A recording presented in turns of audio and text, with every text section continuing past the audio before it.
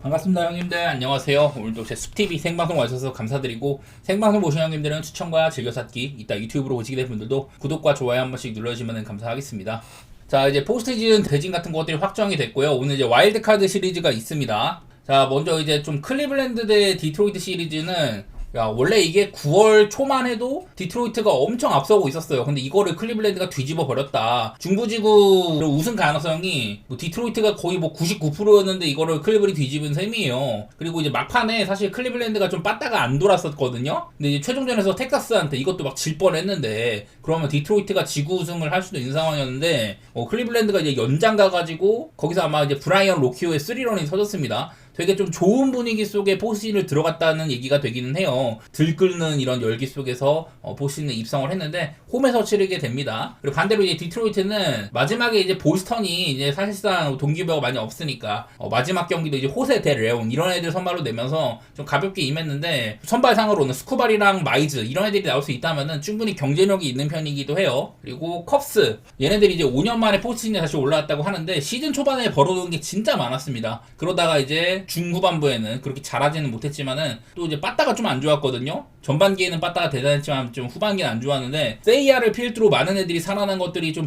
보여지는 것 같고요. 샌디에고는 뭐 이제 선발진도 사실 나쁘지는 않은데, 사실 뭐랄까 시즈라든지 마이크 킹이나 대부분이 좀 아쉬운 면이 있습니다. 대신에 오늘 나오는 이제 선발 1선발 피베타는 올 시즌 커리어 하이기도 하고, 여기다가 이제 또 불펜진이 어마어마하잖아요. 리그 최고의 불펜진, 그냥 시즌 내내 그냥 전체 뭐 1위 수준이었었고, 여기다가 빠따도 사실 샌디에고 빠따가 끝까지 좋지는 못했어요. 그래도 네임 밸류들을 살펴봤을 때는 충분히 포스트시즌에서도 중요할 때 해줄 수 있는 이런 친구들이 여럿 있다. 그리고 이제 보스턴 대 양키스 보양 대전입니다. 전통의 라이벌 매치고, 이번에는 이제 와일드카드 시리즈는 양키 스타디움 홈에서 진행이 됩니다. 그리고 이제 보스턴 같은 경우는 빠따의 흐름 같은 것들이 좀 애매하다고 생각이 되기는 하거든요. 사실 이번에 뭐 브래그먼도 영입을 했지만 부상이 좀 많았었고, 데버스도 중간에 판다든지 뭐 이런 것들이 있는데, 근데 뭐 이제 중요한 순간 해준 애들이 몇 명 있기는 합니다. 막판에도 이제 제런 듀란 같은 애들 대단했었고 이런 것들이 기억이 나고요. 그리고 양키스는 아시다시피 리그 최고의 거포 군단이죠. 리그에서 가장 많은 홈런을 때려냈다. 여기다 에런 저지가 아마 54홈런인가 55홈런인가 뭐 그렇게 쳤고, 스탠턴이 올 시즌 거의 뭐 절반밖에 못 뛰었잖아요. 근데 비율상으로는, 산술적으로는 거의 뭐 50홈런을 때려냈다.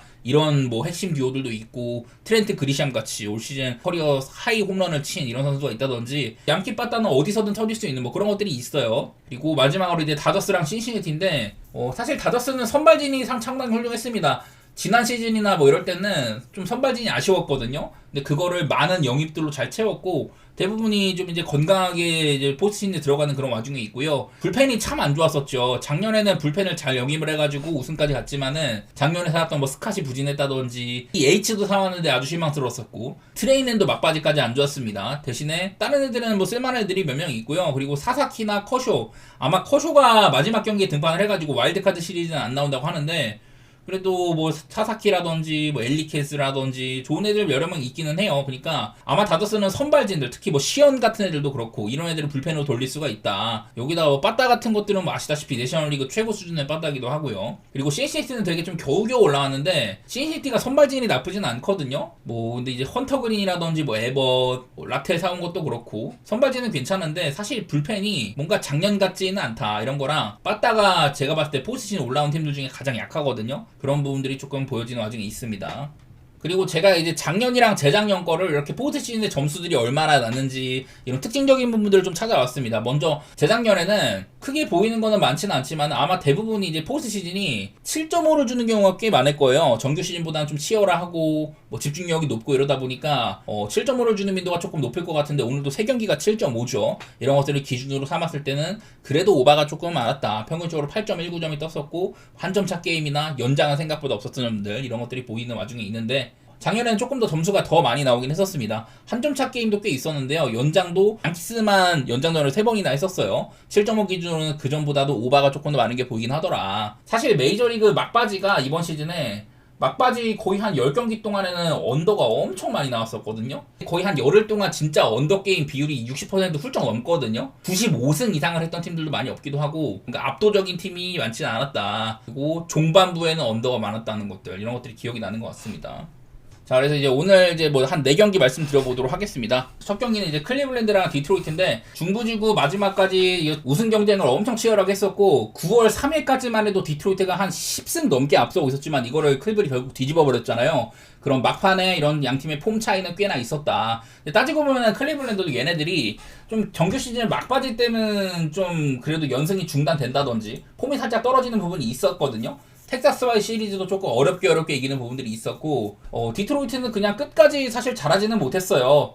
클리블랜드나 보스턴한테 중요한 시리즈를 전부 다 루징 시리즈로 그냥 포스트잇에 들어가 버렸다. 그만큼 그냥 꾸준하게 빠따는 좋지 못했다고 생각이 됩니다. 중간중간 뭐 잘 친 날도 있었지만은 대부분은 좀 실망스러운 날들이 많았는데, 자, 먼저 이제 개빌 윌리엄스와 스쿠바, 얘네들은 특히 이제 마지막 시리즈 때도 만났었거든요. 둘 다 그냥 가장 마지막 등판이 서로한테 붙었던 겁니다. 그때는 이제 클리블랜드의 홈이었었죠, 아마. 그날 이제 개빌 윌리엄스가 6이닝 2실점, 스쿠발이 6이닝 3실점을 했었는데, 뭐 개빌 윌리엄스는 삼진 12개나 잡으면서 이런 좋았던 폼, 막판 5경기 동안 31이닝에 1.74입니다. 굉장히 잘했었고, 그냥 저는 지금 개빌 윌리엄스가 클리블랜드 로테이션에서 가장 강력한 선발이라고 생각이 돼요. 올 시즌 전체로 따져봤을 때는 좀 의문부가 있을 수도 있지만은 그래도 올해는 뭐 이닝도 167이닝이나 먹고 중간에 뭐 에이스다운 모습을 많이 보여줬습니다. 여전히 좀 재구 불안이나 그런 것들이 있긴 하지만은 그래도 최근에는 그런 것들이 크게 불거지진 않은 모양새가 있어요. 특히 요즘에 많이 좋아졌다. 원래 포심의 위력이 대단했는데 이런 것들 조금 낮추고 나서부터는 땅볼 유도비율이 높아져가지고 피홈런도 조금 줄어든다든지 안정세에 좀 접어든 느낌이 있어요. 그래서 이런 폼 자체는 지금 클리블랜드 선발 중에 가장 좋다고 할 수가 있겠다. 그리고 스쿠발은 지난번 맞대결 때 잘하고 있다가 좀 아쉬웠었죠. 6회 들어서 번트에만 2번의 출루를 하더니 내야 안타를 맞고 와일드 피치 나오고 그 다음에 또 이제 데이비 프라이의 얼굴을 맞춘 다음에는 멘탈이 완전히 나가버렸어요. 그래서 보크도 하고 땅볼 타구에 이제 역전까지 되면서 이 하나의 타구도 외야로 나가지 않았는데 거기서 3실점이나 해버렸다. 이런 것들이 있어가지고 지난번 막판 경기 때는 스쿠발이 조금 멘탈이 나가있던 것 같긴 하더라고요.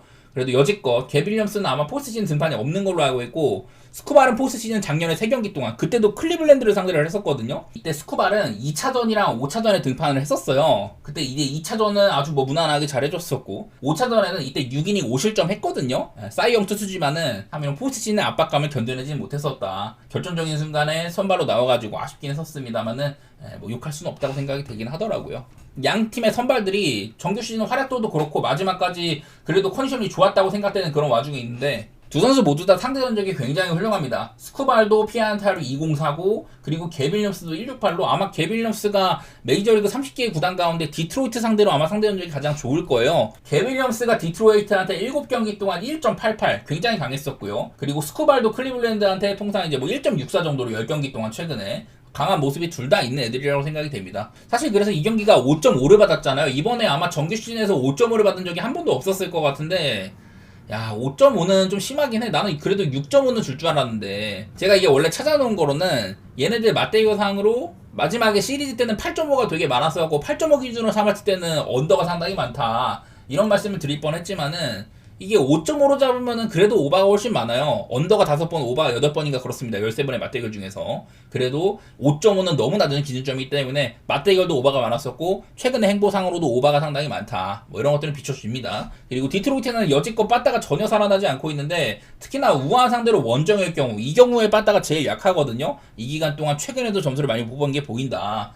이런 것들이 좀 비춰지고 있어가지고 디트로이트의 현재 빠따가 참 의심이 되는 그런 와중이라고 할 수가 있겠습니다. 물론 스쿠발이 뭐 사이용 투수기도 하고 참 대단해요. 근데 나는 아무리 생각해도 이게 클리블랜드가 분위기는 조금 더 좋은 것 같은데 개빌 윌리엄스도 안 밀린다고 생각을 하고 따지고 보면은 스쿠발이 지난번 경기에 3실점이나 하긴 했지만은 단 하나의 타구도 외야 쪽으로 뻗지는 않았다. 그래서 그 경기도 내용 자체는 참 좋았는데 이게 참 얼굴 맞추고 이런 것 때문에 흔들린 게 참 아쉬운데요. 저는 일단은 클리블랜드의 프렌 같은 거라든지 뭐 역배 같은 것들도 생각 중에 있습니다. 개빌 윌리엄스 전혀 밀리지 않는다. 특히나 막바지까지 성적이 계속 좋았어가지고 물론 포스트잇의 중압감도 있겠지만 어쨌든 홈 경기이기도 하고 그런 부분들을 조금 앞세우고 싶기는 하거든요. 그리고 불펜 싸움 가면은 클리블랜드가 디트로이트보다는 확연하게 우세기도 하다. 특히나 올 시즌에는 그런 것들이 많이 보이죠. 디트가 불펜이 그래도 쓸만한 팀인데 킨치 감독이 너무 이제 연투라든지 뭐 멀티 이닝 투구 이런 것들을 너무 많이 시켰던 것 같아요. 스코발이 당장 올해만 해도 이 클리블랜드한테만 상대력이 진짜 좋거든요. 9이닝 동안 삼진 13개를 잡았던 진짜 기가 막힌 게임이 한 번 있었었고 그 다음에도 뭐 7이닝 삼진 10개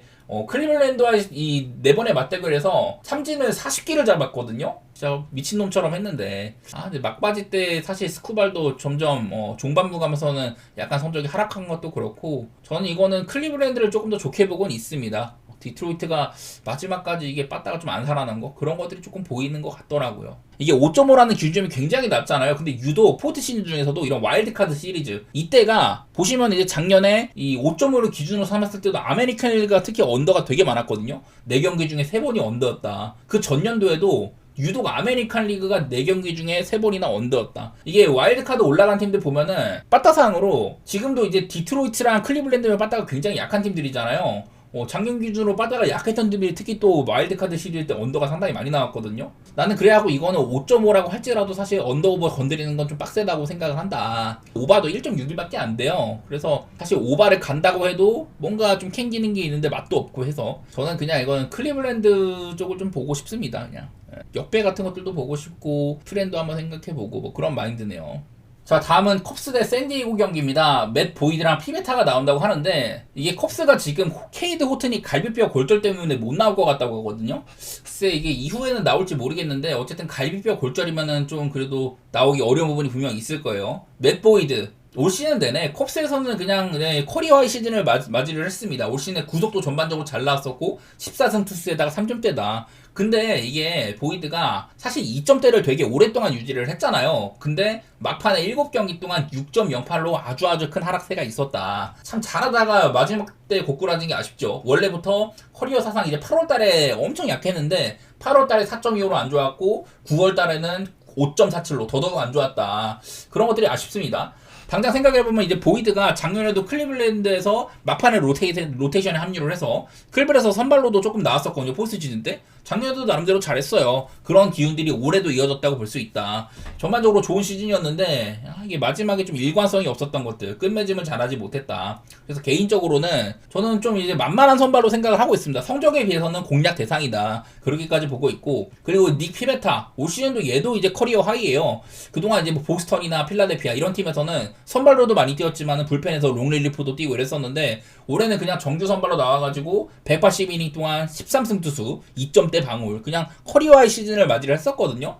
내가 봤을 때는 보이드보다는 피베타가 조금 더 꾸준했다. 뭐 성적도 그렇고 그렇게 볼만한 것 같은데 근데 이 친구도 이제 홈이나 원정 편차가 조금은 있어요. 원정으로 가면은 뭐 비율상으로 피안타나 볼넷 그리고 삼진까지 감소를 하더라. 원정에서는 삼진이 이닝당 1개도 안 돼요. 이런 부분이 있어가지고 특히나 또 이제 마지막 경기 때 미러키 상대로 볼넷을 5개나 준다든지 피베타도 막판 가서 좀 아쉬운 면이 약간 없지 않아 있기도 했었습니다. 샌디에고와 자한 상대로 원정 경기일 경우는 나쁘지 않다고 합니다. 자한 상대로 홈일 때는 아주 약한데 원정일 경우에는 빠따가 그래도 이 정도면 괜찮네요. 아마 샌디에고의 여러 이런 컨디션 가운데 제일 괜찮은 것이 아닐까 뭐 이런 생각이 들고 보이드 특히 이제 막판에 많은 하락세가 있었다는 거 비교적 피베타는 흔들리지 않았다. 근데 마침 또 컵스가 막판에 좀 빠따가 조금 살아난 것들 그런 것들 생각하면 저는 7.5 기준의 오바가 제일 낫지 않을까 생각이 되기는 해요. 이게 보이드의 상태 나는 그게 제일 의심스러운 것 같아. 그냥 겉보기에 막판에 뭐 이런 흐름이나 이런 거 말고 후반기 전체로나 아니면 시즌 전체로 봤을 때는 빠따는 후반기 때 뭔가